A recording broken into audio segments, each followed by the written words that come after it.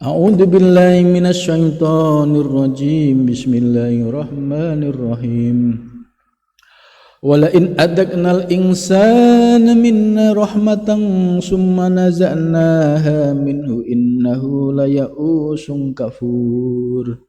Wala in adaknahu na'ma'a ba'da dharra'a massathu layaqulanna dhahabas sayyi'atu anni innahu lafarihun fakhur. Illal ladzina sabaru wa amilus solihati ulaika lahum maghfiratu wa ajrun kabir. Ini menjelaskan terkait tabiat manusia itu. Jadi Al-Qur'an membahas atau menyoroti tentang karakter dan tabiat manusia itu. Wala in adakna al insana, ya ini firman Allah. Dan ketika kami memberikan yaitu satu anugerah kepada manusia supaya dia merasakan minna dari kami rahmatan rahmat itu. Jadi ketika Allah memberikan satu anugerah rahmat kepada manusia, ya contohnya rahmat itu ya berupa fasilitas hidup, ya rizkinya gampang, ya terus memiliki semua sarana fasilitas hidup yang termasuk mahal misalnya, ya. Jadi rumahnya mewah, semuanya mewah itu. Ini penggambaran soal orang yang diciriin dalam Al-Qur'an ini. Jadi ketika Allah memberikan rahmat, ya. Kalau di dalam Al-Qur'an itu ya seperti Qarun lah. Qarun itu dulunya tidak punya apa-apa, kemudian diberikan anugerah kekayaannya itu sampai melimpah. Ya, itu kunci gudangnya itu tidak cukup di bawah 1-2 orang. Nah, summa naza'naha, ya. Kemudian kami tarik ya nikmat tersebut minhu dari insan itu. Jadi Allah ini kadang nguji. Ada orang diminta fasilitas, dikasih fasilitas oleh Allah. Ini yang nantinya jatuhnya istidraj. Ya Allah berikan saya kaya raya, gitu kan. Kalau saya kaya, saya akan menjadi ahli ibadah, saya akan rajin ke masjid, saya akan infak sedekah. Ini doa ketika sebelum kaya, gitu. Nah, kemudian Allah mengabulkan. Dikasih kaya tapi istidraj. Akhirnya apa? Bukannya tambah sering ke masjid, tapi semakin lupa jalan menuju masjid. Ya, yang biasanya itu ketika pas-pasan, ya infak 1.000-2.000 itu masih enteng, setelah kaya semakin pelit karena ya perhitungannya buat apa ngasih infak, buang-buang duit itu.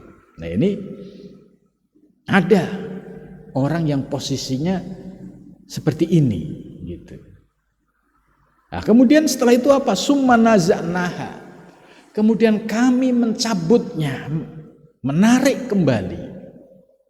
Misalnya kalau dia itu pejabat yang sebelumnya ya naik pangkat terus angkuh sombong, ya terus tiba-tiba ditarik oleh Allah. Kena kasus, kemudian dipecat dan lain sebagainya. Ada juga yang dagang yang awalnya biasa saja terus naik, terus setelah itu ditarik lagi oleh Allah menjadi bangkrut. Gitu. Ini summa naza'naha minhu. Lah ketika orang diposisikan seperti ini, ya, diberikan rahmat tapi tidak bisa bersyukur, ya. Kemudian ditarik, diambil oleh Allah, apa yang terjadi? innahu la ya'usun kafur, maka orang tersebut akan berubah menjadi orang yang putus asa. Itu akhirnya ya sudah berdoa tapi tidak dikabulkan. Akhirnya apa yang terjadi? Ya sudah nggak sholat lah. Nah, itu terus ditambah lagi, lihat tetangganya itu nggak pernah sholat, nggak apa, malah tetangganya ini nggak percaya sama Tuhan gitu ya, ateis, kok cukup, kok kaya. Nah, kegoda oleh tipu daya iblis, akhirnya terseret gitu. Nah, ini yang dijelaskan oleh Al-Quran ya. Biasanya polanya ya, setelah dia naik diberikan limpahan rahmat, kemudian lupa diri, tidak pandai bersyukur, terus ditarik oleh Allah, bangkrut, resign atau dipecat atau mengalami kondisi-kondisi yang di luar dugaannya, maka yang akan muncul pada dirinya adalah la ya'usun, menjadi orang yang putus asa. Kenapa? Ya karena sedih kemarin, merasa harta kekayaannya itu dianggap itu sebagai satu anugerah yang abadi, yang tidak mungkin bisa bangkrut ya, tiba-tiba sirna dalam waktu sekejap. Maka penderitaan orang-orang yang seperti ini itu hampir sampai putus asa. Bahkan kafurun, sampai akhirnya ada yang ingkar. Bagaimana wujud keingkarannya? Ya, disuruh meminta pertolongan kepada Allah, jawab, saya sudah sholat, saya sudah dzikir, tapi nggak manjur juga. Gitu. Akhirnya apa? Mencari tempat-tempat yang dianggap sakti, ya seperti tempatnya dukun, tempat keramat. Nah, ini bentuk kekufuran. Karena apa? Dia berpaling dari Allah, ya. Ketika diuji seperti itu, bukannya sholat taubat, ya minta ampun kepada Allah, bukannya zikir istighfar, tapi malah mencari solusi jalan pintas, datang ke dukun. Nah ini disebut la ya'usun kafur. Orang tersebut akan menjadi orang yang putus asa, bahkan menjadi orang yang kufur. Ini na'udzubillah min dzalik. Jadi ini pola hidup ini ya sudah dijelaskan oleh Al-Quran. Maka ketika kita diberikan anugerah oleh Allah, ya itu benar-benar kita harus ya banyak istighfar, khawatir jatuh ya seperti kisah-kisah yang disebutkan dalam ayat ini. Gitu. Jadi kita tetap istighfar, mohon ampun kepada Allah, jangan sampai diberikan rezeki kemudian ya hatinya berpaling dari Allah, kemudian dijatuhkan lagi oleh Allah. Ya ini penderitaan yang luar biasa. Na'udzubillah min dzalik gitu ya. Jadi karakter manusia ya begitu gitu. Kemudian walain adaknahu na'ma, walain adaknahu, dan ketika kami memberikan kenikmatan, merasakan, memberikan kenikmatan, na'ma, beberapa anugerah, beberapa kenikmatan, ba'da dharra, sesudah dalam kondisi ya sulit, masathu, yang menimpanya gitu. Jadi ketika kami menimpakan kepadanya itu berupa nikmat, anugerah nikmat yang bertebaran, setelah posisi sulit yang menimpanya, ya maksudnya gini, ada orang diuji oleh Allah Subhanahu wa taala dengan kondisi yang sulit itu, ya kemudian dia bisa melewati, terus bisa memulai tahapan hidup yang lebih baik. Nah, harus waspada. Ini juga ujian, cobaan. Orang yang seperti itu kalau tidak punya kontrol di dalam diri, layakulanna, niscaya mereka akan benar-benar berkata, dhahabas syai'atu, telah sirna semua keburukan-keburukan dari aku.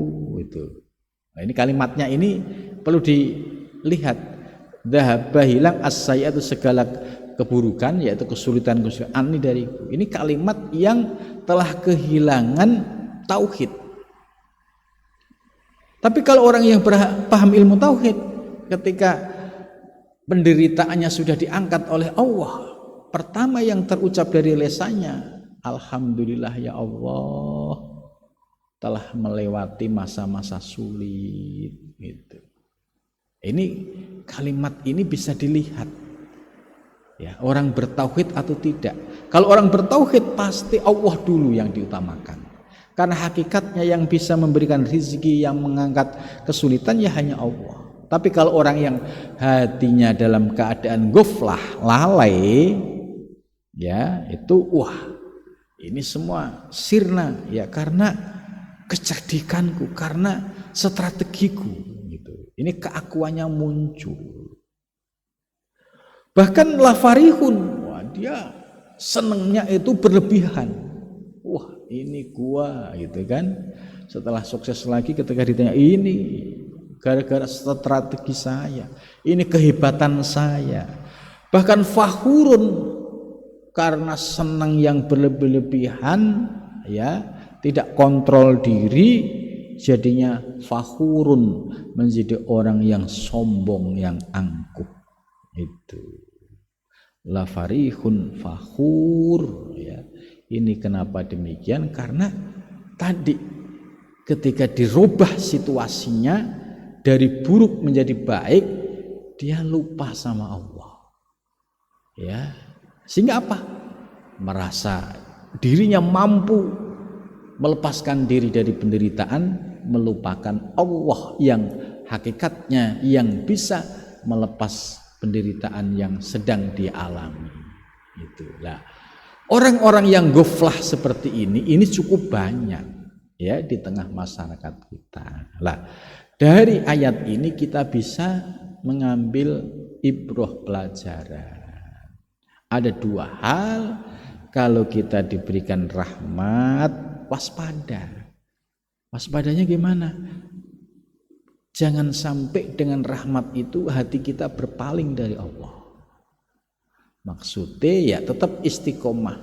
Waktunya sholat ya sholat, waktunya ibadah ya ibadah, waktunya ngajar ya ngajar, waktunya ngaji ya ngaji, waktunya birrul walidain ya birrul walidain. Enggak ada perubahan sedikit pun, bahkan lebih baik. Nah, tanda-tanda yang seperti ini berarti dia selalu bisa bersikap hati-hati sehingga tidak mudah latah kemudian berbangga ria. Nah, ketika posisi hati kita itu sudah bersih, merasa alhamdulillah sekarang saya dititipin oleh Allah rezeki. Ya, karena merasa dititipin, suatu saat diambil yang nitip, nggak ada beban. Beda dengan orang yang merasa menguasai, dititipin tapi merasa menguasai. Suatu saat yang nitipin mengambil dengan cara paksa, baru dia merasakan penderitaan. Nah, kita bisa mengambil ibrah dari sini, apapun yang ada di dalam diri kita, itu hakikatnya adalah titipan dari Allah Subhanahu wa Ta'ala. Ya, kita kembalikan kepada Allah, kita bersyukur kepada Allah. Andai suatu saat ditambah dikurangi, pandangan kita tetap senantiasa memandang Allah. Jangan sampai muncul sedikit kebanggaan, muncul sedikit ya merasa hebat, muncul sedikit kemudian akhirnya merasa sombong. Ya, la farihun fakhur, ini fenomena orang yang lupa diri kemudian angkuh sombong, seolah-olah ya setelah dia melewati masa kesulitan kemudian berhasil sukses, ini gara-gara kehebatan saya. Inilah orang yang salah, ya, di dalam pandangannya memandang tentang hakikat nikmat yang diberikan oleh Allah itu, ya sesungguhnya Allah lah yang bisa memberikan rahmat, rezeki, dan Allah juga yang bisa mencabut ya sewaktu-waktu, sehingga kita selalu hati-hati. Illalladzina, kecuali orang-orang sabaru, mereka sabar, wa amilus sholihati, jadi orang yang senantiasa lurus ya, tidak kagetan ya, yaitu orang-orang yang sabar. Orang-orang yang sabar yaitu orang-orang yang senantiasa memandang Allah, diberikan rezeki ya ingat Allah, diberikan kekurangan juga ingat Allah. Wa amilus sholihati, dan orang-orang yang konsisten istiqomah beramal soleh ya, beramal solehnya itu ya sudah didasari karena Allah, bukan karena pengen dipuji, bukan karena pengen ya diapresiasi, tapi semata-mata ya, lillah, karena Allah. Ulaika, orang yang bersikap sobaru wa amilus sholihat ini, lahum, itu bagi mereka maghfiratun, yaitu berupa ampunan, wa ajrun, dan pahala kabirun yang sangat besar. Itu ya, jadi kuncinya ini, yaitu posisi tetap sabar, posisi tetap beramal soleh dalam kondisi apapun ya. Diberikan rezeki melimpah ya tetap sabar dan bersyukur, diberikan kekurangan ya tetap sabar dan bersyukur. Dan wa amilus sholihat, ya tidak pernah amal solehnya itu menjadi menurun gara-gara gagal, dan juga tidak semakin bertambah amalnya bukan karena dia sedang mendapatkan satu nikmat. Posisinya seimbang itu. Nah, orang yang seperti ini adalah orang yang mendapatkan ampunan dan pahala yang sangat besar. Mudah-mudahan dari pengajian ini paling tidak kita sudah mendapatkan wawasan ilmu. Oh iya, Al-Quran sudah menjelaskan orang yang tipenya seperti ini akhirnya begini, orang yang modelnya seperti ini akhirnya begini. Nah, suatu saat ketika kita melangkah itu ingat ayat ini, oh saya jangan sampai seperti yang dijelaskan dalam ayat kemarin ya, akhirnya menjadi illalladzina sabaru wa amilus sholihati ulaika lahum maghfiratu wa ajrun kabir.